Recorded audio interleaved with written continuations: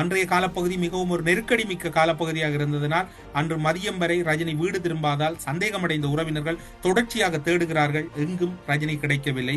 அதன் பின்னர் ரஜினியின் அண்ணன் உட்பட்ட உறவினர்கள் ரஜினியை ராணுவ முகாமாக தேடத் தொடங்குகிறார்கள். போலீஸ் நிலையத்திலும் முறைப்பாடு பதிவு செய்கிறார்கள். முறையிட்டதில் எந்த விதமான தகவல்களும் அவர்களுக்கு வழங்கப்படவில்லை. காணாமல் போய் 2 கிழமைகள் ஆகிய நிலையில் கோண்டாவில் பஸ் டிப்போவுக்கு பின்புறமாக உள்ள மக்கள் வசிக்காத ஒரு மலசல கூடத்தினுடைய கழிவு குழியிலிருந்து குறித்த பெண் இருக்கலாம் என்று, குறித்த பெண்ணாக இருப்பாரோ என்கிற சந்தேகம் பேசப்படுகிறது. அழுகிய நிலையில் ஒரு சடலம் மீட்கப்படுகிறது. அரைகுறையாக மூடப்பட்டிருந்த மலக்குழியில் மீட்கப்பட்ட சடலத்திலே அப்போது ரஜினி அணிந்திருந்த மாலை, தோடு மற்றும் சைக்கிள் எனவும் அடையாளம் காணப்பட்டது. அதன் பின்னர் போலீசார் மேற்கொண்ட விசாரணையில் அவற்றை உறவினர்கள் உறுதிப்படுத்துகின்றார்கள். மிக மிக ஒரு கொடூரமான சம்பவம் இடம்பெற்றிருக்கின்றது. ரஜினியின் சடலம் மீட்கப்பட்டு உடற்கூட்டு பரிசோதனை செய்யப்பட்ட போது ரஜினியின் வாய்க்குள் ரஜினியின் உள்ளாடை தொண்டை வரைக்கும் சென்று அல்லது அழுத்தப்பட்டு திணிக்கப்பட்டிருந்தமை உடற்கூட்டு பரிசோதனையின் போது உறுதிப்படுத்தப்படுகின்றது.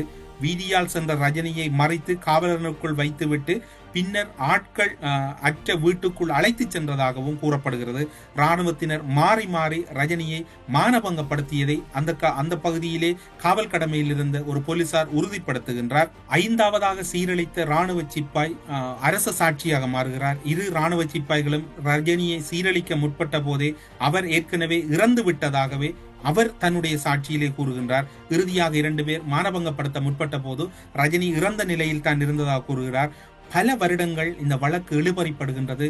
ரஜினியினுடைய விவகாரம் பேசப்படுகின்றது.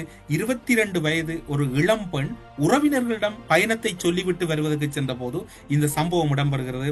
அந்த காலப்பகுதியிலே இவை மிக பிரதான பேசு பொருளாக ஆகாம வண்ணம் அன்றைய காலத்திலே அரசு பார்த்து கொண்டது. இந்த காலப்பகுதியில் வேறு யாரும் ஜனாதிபதி அல்ல. இன்று எல்லோராலும் கூறப்படுகின்ற முன்னாள் ஜனாதிபதி சமாதானபுரா அல்லது வெள்ளை சிறகடிக்கும் வெண்புறாவே என்று வந்த சந்திரிகா பண்டாரநாயக்க குமாரதுங்க அவர்கள் தான் ஜனாதிபதியாக இருந்தார்.